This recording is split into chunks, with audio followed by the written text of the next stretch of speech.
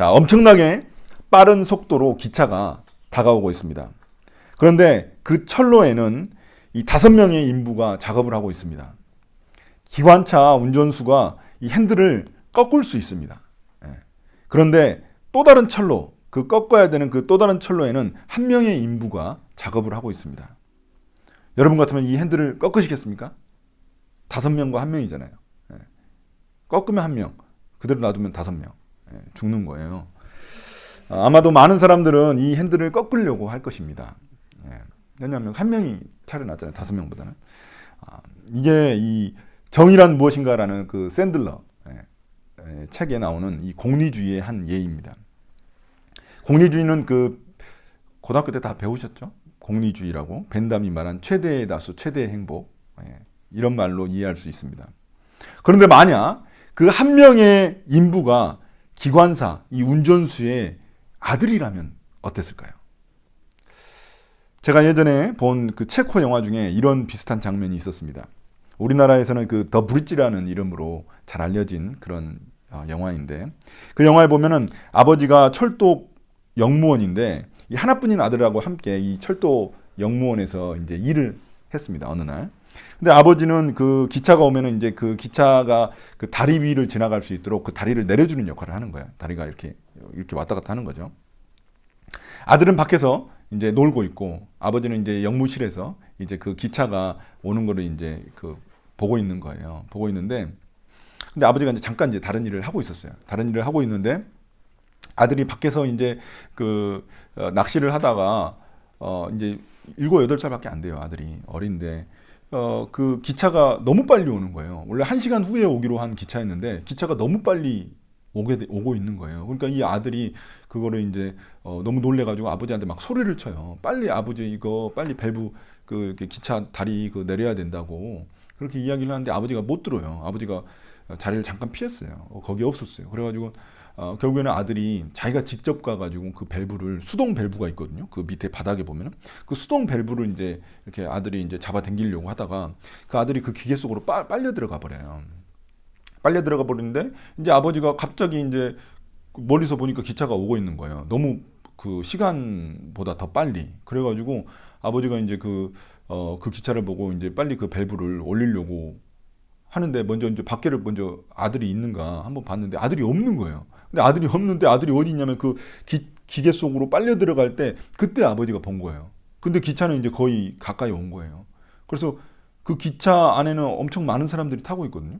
그래서 그 기차 안에 있는 사람들을 살리려면은 그 밸브를 갖다가 내려가지고 그 기차 그 다리가 내려와야 되고, 만약에 근데 그 다리가 내려오게 되면 어떻게 돼요? 아들이 죽는 거예요. 둘 중에 하나를 선택해야 되는 그런 영화가 있습니다. 제가 예배 끝나고 나서 그 영화를 여러분들한테 보내드릴게요. 짧아요, 되게. 유튜브에도 다 있어가지고 29분 정도밖에 안 돼서. 자, 여러분, 그러면 그 아버지가 어떤 선택을 할까요? 그 자신의 아들을 선택할까요? 아니면 그 기차 안에 있는 많은 사람들을 선택하게 될까요? 만약 여러분들이 아버지 그 기관사라면 여러분들은 어떤 선택을 하시겠습니까? 자, 제가 이 예화를 든 이유가 있습니다. 자, 오늘 말씀과 관련이 있기 때문입니다. 자, 오늘 우리가 볼 말씀은 너무나도 유명한 말씀입니다. 예수님을 모르는 사람들도 길거리에서 한 번씩은 다 들어봤을 만한 그런 말씀입니다. 하나님께서 세상을 이처럼 사랑하셔서 자신의 외아들을 주셨습니다. 과연 하나님이 사랑하신 그 세상이란 무엇을 의미할까요? 여러분, 창세기 보면 하나님은 이 세상을 창조하셨습니다. 하나님이 창조하셨는데 이 세상을 만드시고 하나님이 뭐라고 하셨냐면 보기 좋았다라고 만족하셨습니다. 특히 사람을 만드시고 난 후에는 보기 매우 좋았다라고 말씀하셨습니다. 하나님은 그 사람과 영원토록 좋은 관계를 맺고 함께 사시고자 하셨습니다. 그리고 하나님 자신이 창조주이시고 또 우리가 피조물이라는 사실을 기억할 수 있는 하나의 장치를 만들어 놓으셨는데 그게 바로 선악과입니다. 선과 악을 알 수 있는 나무를 에덴 동산 중앙에 둬서 그 선악과라고 그 나무를 이제 만들어 두셨습니다. 그래서 하나님은 아담과 하와에게 그 나무의 열매를 절대 먹지 말라고 말씀하셨습니다. 그러나 사람은 하나님의 명령을 어기고 이 선악과를 따먹음으로 말미암아 죄를 짓고 말았습니다. 이로 인해서 하나님과 사람과의 관계는 깨지게 되었고 이 아담과 하와는 에덴 동산에서 쫓겨나게 되었습니다. 영원한 생명이신 하나님과의 단절은 우리에게 결핍과 고통 그리고 죽음을 가져온 것입니다. 모든 사람들이 다 죽잖아요. 그 이유가 여기에 있었다는 겁니다. 마치 단절된 꽃은 결국 시들어서 말라 죽을 수밖에 없는 것과 같은 것입니다. 자, 이제 하나님과 단절된 사람들은 자신들의 힘과 지혜로 필요한 것들을 얻으려 했습니다. 또는 하나님이 아닌 다른 것들을 우상으로 삼아 필요한 것들을 얻으려 했습니다. 사람들은 하나님의 뜻과는 전혀 관계가 없는 자신의 욕망대로 살아가게 되었습니다. 모두 죄가 이 세상 가운데 들어와 하나님과의 그 단절을 만들었기 때문에 그렇습니다. 자, 그럼 누가 이 문제를 해결할 수 있을까요? 이 죄의 문제를 해결할 수 있는 분은 오직 하나님 자신밖에 없습니다. 인간 자체가 죄인이기 때문에 나도 죄인인데 누구 죄를 위해서 자기가 뭐 어떻게 해결을 하겠어요? 다른 사람의 죄를. 나도 죄인인데. 늪에 빠진 사람은 누군가 구해주지 않으면은 그 늪에서 빠져나올 수가 없는 것입니다. 밖에서 누군가 구해줘야만 하는 것입니다. 그래서 하나님이 육신의 옷을 입고 이 땅 가운데 오셨습니다. 그분이 바로 예수 그리스도이십니다. 이러한 모습을 성경은 하나님이 우리를 살리시기 위해 자신의 외아들을 우리에게 보내셨다. 우리에게 주셨다라고 말을 하고 있습니다. 그러니까 하나님의 그 놀라우신 사랑, 우리를 향한 그 사랑을 표현할 수 있는 최고의 방법이 이거밖에 없는 거예요. 인간의 언어로 표현할 수 있는 방법이 이거예요. 이거. 그러니까 이렇게 설명을 하고 계시는 겁니다. 저는 아직 자식이 없어서 내 자식이 얼마나 귀한지 잘 모르겠습니다. 그러나 한 가지 확실한 사실은 뭐냐면 누군가를 살리기 위해 내 자식을 죽음으로 몰아넣을 것 같은 그런 짓은 못할 것 같습니다. 저 같아도. 제가 초반에 그 기도한 것처럼 엊그제 그 평택 그 물류센터에서 3명의 소방관이 그 남아있는 사람들을 구하려고 하다가 이 화재로 인해서 죽음을 맞이했습니다. 그들의 그 속사정을 들어보니까 너무나 안타깝더라고요. 결혼을 앞둔 사람도 있었고 또 뭐 여러 아버지인 사람도 있었고 그랬는데, 그런데 그 뉴스에서 그 죽은 소방관의 한 아버지가 이런 말을 하는 것을 들었습니다. 그냥 처음부터 내 자식이 소방관 한다고 했을 때 막을 걸, 차라리 그냥 못하게 할 걸, 소방관 못하게 할 걸, 그렇게 울부짖는 그런 인터뷰를 하시는 걸 들었습니다. 아버지의 마음이라는 게 그런 것이죠. 하물며 그 인간 아버지의 마음도 그러한데 하나님 아버지의 마음은 어땠을까요? 자신의 외아들을 이 땅 가운데 보내시는데, 그럼에도 불구하고 하나님 아버지는 죄인인 우리들을 위해서 자신의 하나뿐인 아들, 외아들을 우리에게 보내시고 그 아들을 죽이게 하셨다는 것입니다. 아들이 죄인인 우리들보다 덜 귀해서, 그 아들이 덜 귀해서 그렇게 하셨을까요? 아니면 제가 처음 말한 이 공리주의처럼 아들 하나로 많은 사람들을 구할 수 있기 때문에 그렇게 하셨던 것일까요? 유일한 아들이라는 단어가 그것이 아니라는 사실을 우리에게 알려주고 있습니다. 유일한 아들, 독생자. 그렇게 하실 수밖에 없었던 이유는 뭐냐면 그것밖에 우리를 살릴 수 있는 방법이 없기 때문에 그런 것입니다. 자, 그런데 더 놀라운 사실은 그 아들 예수 그리스도가 자발적으로 이 땅 가운데 오셨다는 것입니다. 자기가 죽을 줄 알면서도, 자신의 운명을 알면서도 이 땅 가운데 오셨다는 것입니다. 이 모든 일이 일어나게 된 계기가 뭔가요? 그 원인이 뭔가요? 바로 우리를 향한 사랑 때문입니다. 자, 그럼 우리가 그런 사랑을 받을 만한 자격이 있는 사람들일까요? 창조주가 그 피조물을 위해서 죽어야 할 가치가 있을까요? 이런 하나님의 사랑을 우리는 이성적으로, 합리적으로 이해하기는 너무 힘듭니다. 너무 참 쉽지 않습니다. 자식이 아무리 길을 써도 그 부모의 사랑을 다 이해할 수 없는 것과 같은 것입니다. 그러나 아무리 형편없는 아들일지라도 그 아버지는 아들을 위해서 자신의 최고의 것, 자신의 몸을 희생해서라도 그 아들을 위해서 모든 것을 바치는 것입니다. 이렇게 하나님이 자신의 아들을 이 땅에 보내주신 목적은 우리가 죄로 멸망하지 않고 죄에서 구원받아서 영원한 생명을 누리게 하시기 위해서입니다. 자, 16절입니다. 16절 보시면 하나님께서 세상을 이처럼 사랑하셔서 외아들을 주셨으니 이는 그를 믿는 사람마다 멸망하지 않고 영생을 얻게 하시려는 것이다.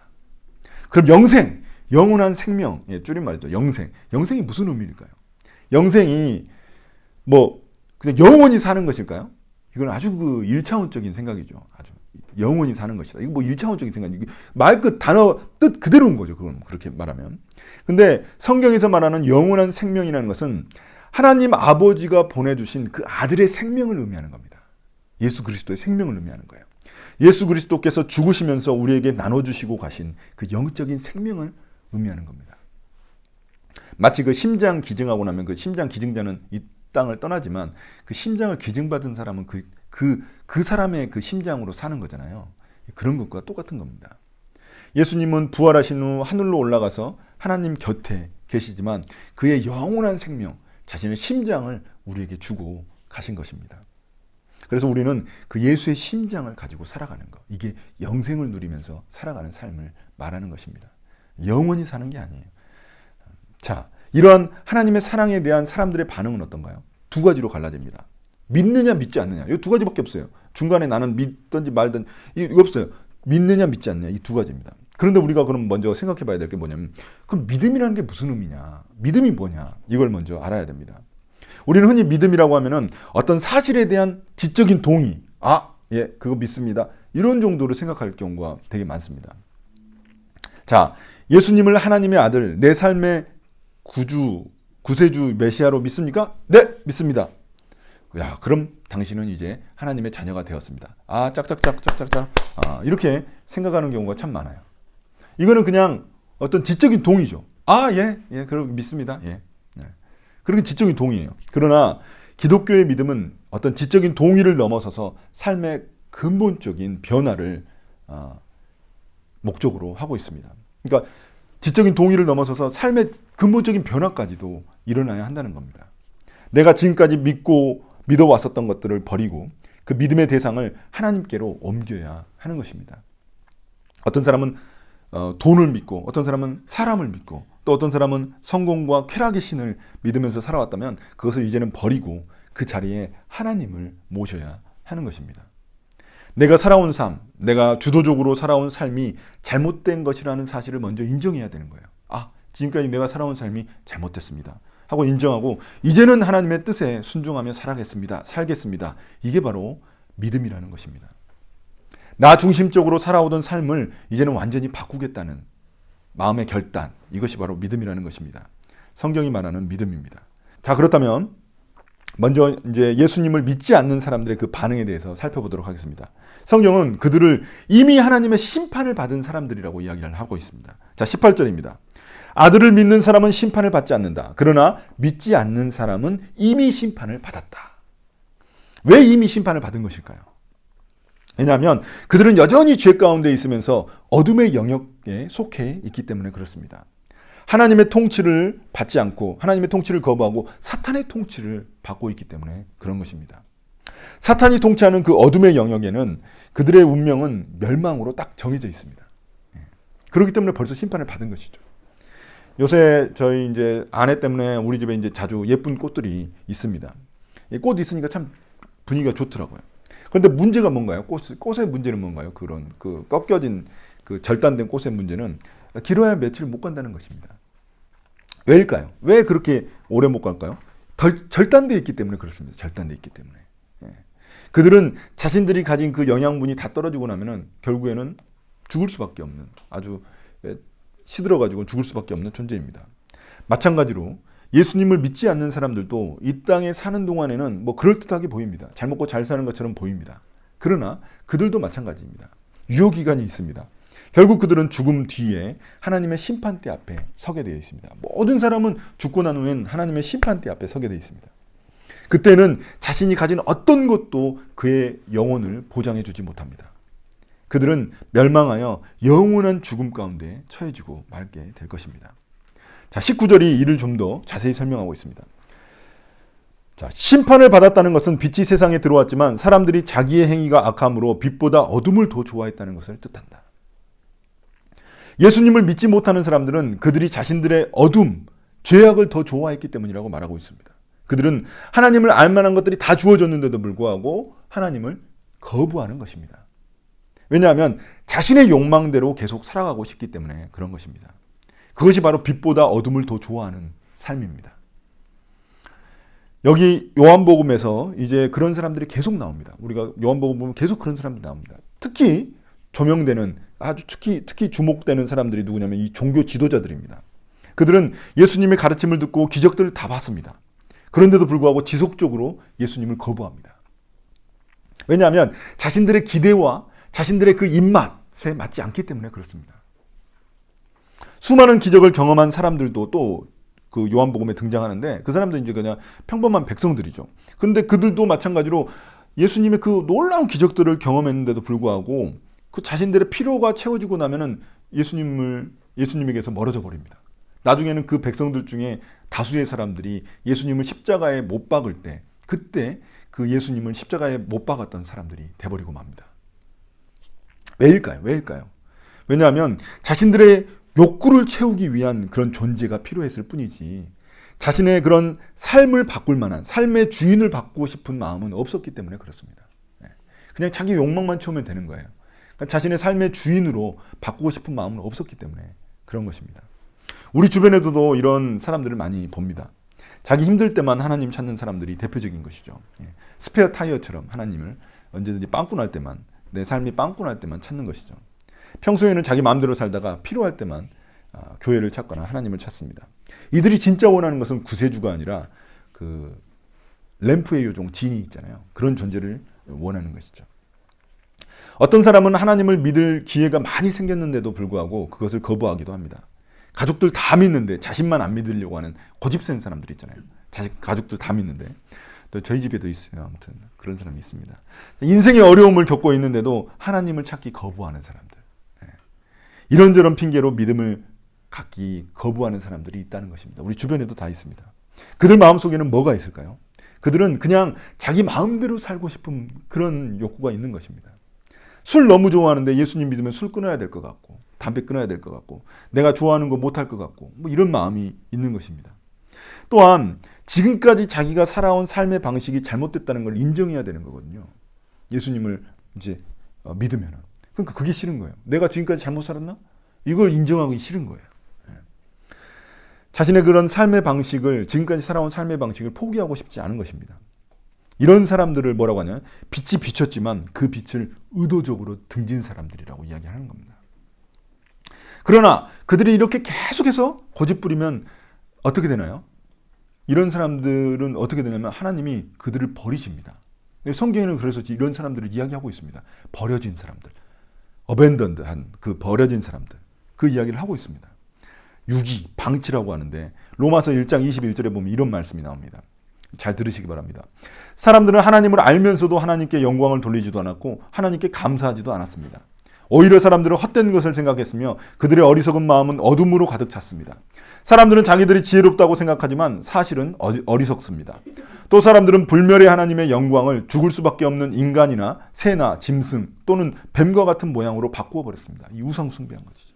그래서 하나님께서는 사람들이 원하는 대로 죄악된 행동을 하도록 내버려 두셨습니다. 유기했다는 거예요. 유기. 방치했다는 겁니다. 자식을 버렸다는 거예요. 하나님의 가장 큰 심판은 이 세상에서 겪는 그런 힘겨운 고난들이 아닙니다. 어떤 사람들한테 힘겨운 고난을 주잖아요. 견디기 힘든 고난을 주시는데 그거는 차라리 낫습니다. 왜냐하면 그거는 그래도 기회가 있다는 거거든요. 하나님이 그래도 기회를 주셨다는 겁니다. 그런데 하나님의 가장 큰 심판은 뭐냐면 그들이 그 죄악을 짓는 대로 그냥 내버려 두는 거예요. 그냥 네 알아서 살아라. 그냥 네 알아서 살아라. 이렇게 내버려 두는 것입니다. 왜 하나님은 이 땅의 죄악들을 그냥 눈 감고 계시는 건가요? 왜 내버려 두시는 건가요? 이렇게 반론을 제기하는 사람들이 있습니다. 안 믿는 사람 중에 하나님이 계시다면 왜 이렇게 악이 이렇게 넘쳐나는가? 이렇게 묻는 사람들이 있습니다. 왜 그럴까요? 왜냐하면 하나님이 그냥 그 죄악된 사람들을 버려두셨기 때문에 그렇습니다. 그냥 내버려 두시고 방치해버리셨기 때문에 그렇습니다. 그게 바로 이미 하나님의 심판을 받은 사람들의 모습인 것입니다. 자, 20절은 이런 믿지 않는 사람들을 또다시 설명합니다. 뭐라고 설명하냐면 악한 일을 저지르는 사람은 누구나 빛을 미워하며 빛으로 나오지 않는다. 그것은 자기 행위가 드러날까 봐 두려워하기 때문이다. 자, 이런 사람들이 있습니다. 나는 하나님을 미워하지는 않아. 그렇지만 믿고 싶지는 않아. 또 하나님을 미워하지도 않고 믿고 싶지도 않아. 근데 성경에 따르면 그럴 수가 없다는 겁니다. 그럴 수가 없어요. 내가 하나님을 창조주로 인정하지 않고 또 예수님을 내 삶의 구세주로 인정하지 않는다는 말은 뭐냐면 나는 계속 죄악 가운데 있고 싶다라는 말과 똑같은 겁니다. 그렇다면 그것 자체가 하나님을 무시하는 것이고 하나님을 미워하는 것과 같다는 것입니다. 인생에 성경이 말하는 인생에는 어중간한 중간지대가 없습니다. 회색지대가 없습니다. 우리도 마찬가지입니다. 내가 여전히 예수님을 믿는다고 이야기를 하지만 은밀한 죄를 사랑하고 있다면 그리고 동시에 내가 하나님을 사랑한다고 말할 수는 없다는 것입니다. 내가 은밀한 죄를 즐기고 있는데 좋아하는데 하나님을 또 내가 사랑한다고 말할 수는 없다는 것입니다. 죄를 짓지 않는 것을 넘어서서 죄를 미워해야지만 그게 바로 하나님을 사랑한다는 것입니다. 왜냐하면 죄가 하나님의 원수이기 때문에 그렇습니다. 하나님도 사랑하고 원수도 사랑한다? 그게 말이 안 되잖아요. 내가 무엇을 사랑하느냐, 내가 무엇을 미워하느냐에 따라서 내가 누구인지가 결정되는 것입니다. 하나님을 믿는다, 사랑한다고 하면서 여전히 내 예전 모습대로 살아가기를 원한다면 그것은 하나님을 미워하는 것이고 죄악을 사랑하는 것입니다. 이렇게 믿지 않는 사람들이 빛이 아닌 어둠을 택해서 자신을 감추려 하는 반면에 또 믿는 사람들이 있습니다. 믿음의 반응을 하는 사람들이 있습니다. 그런 사람들은 빛으로 나와서 자신을 드러냅니다. 21절입니다. 그러나 진리를 행하는 사람은 빛으로 나아온다. 그것은 자기의 행위가 하나님 안에서 이루어졌음을 드러내려는 것이다. 진리를 행하는 사람, 즉 믿는 사람들은 빛, 예수님께로 나아오게 되어 있습니다. 마치 나무가 햇볕을 따라서 살아가야만 살 수 있잖아요. 햇볕을 따라가야지만 살 수 있는 거잖아요. 그런 것과 같은 것입니다. 그렇다면 빛으로 나아간다는 것은 도대체 무슨 의미일까요? 솔직히 이 빛으로 나아간다는 말은 이 솔직하게 자신의 죄를 하나님 앞에 고백하는 것입니다. 회개는 우리가 빛 앞에 나아가는 첫걸음입니다. 하나님 앞에 나아가는 첫걸음은 우리가 회개하는 것입니다.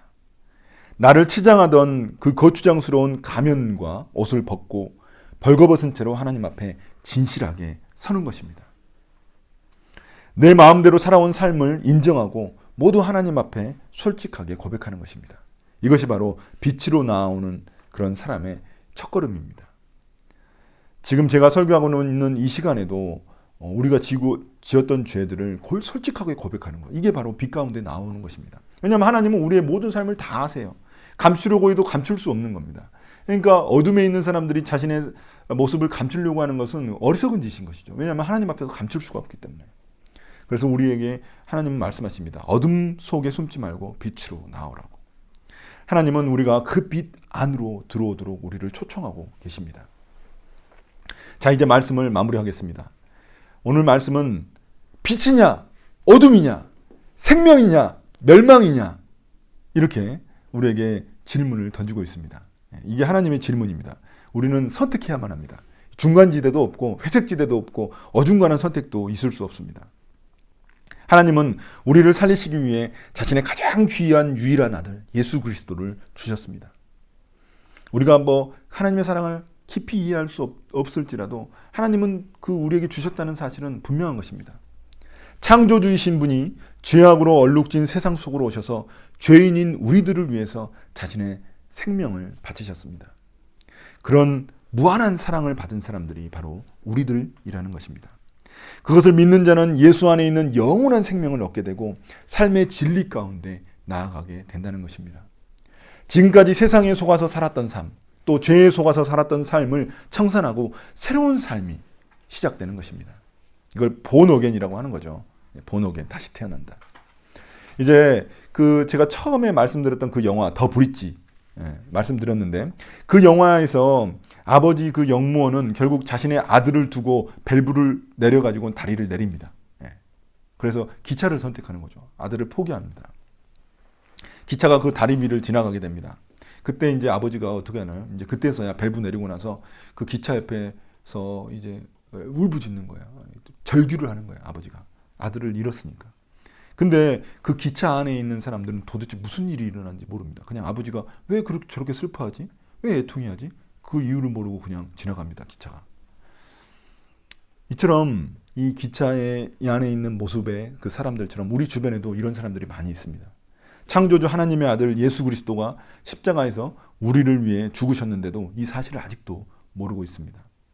예수님이 있다는 건 아니지만 예수님이 왜 십자가에 달려 죽으셨는지는 모르는 것이죠. 우리는 이런 사람들에게 하나님의 사랑을 알려줘야만 합니다. 우리가 사랑하는 사람들에게 하나님의 사랑을 전하는 그런 우리 닭가포 식구들이 다 되시기를 예수님의 이름으로 축복합니다. 아멘.